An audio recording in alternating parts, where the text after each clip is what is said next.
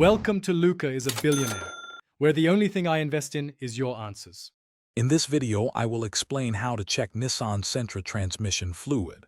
First, park your Sentra on a level surface to ensure an accurate reading.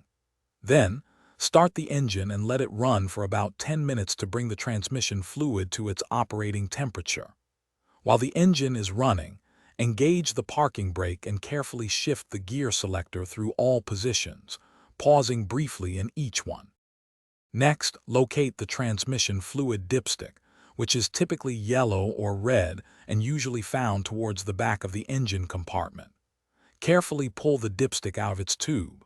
Use a clean, lint-free cloth to thoroughly wipe off all the fluid from the dipstick. This ensures you get a precise reading on your next check. Observe the markings on the dipstick, which indicate the proper fluid levels.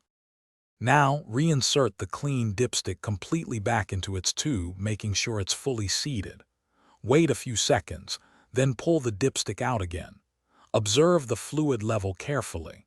For an accurate reading, the fluid should fall within the hot range markings on the dipstick. If it's below this range, you may need to add more fluid to reach the correct level. Finally, assess the condition of the transmission fluid. Healthy fluid should appear reddish and clear, not cloudy.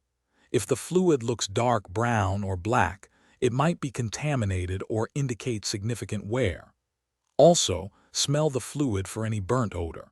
A strong burnt smell often suggests the transmission is overheating, which requires immediate attention from a professional.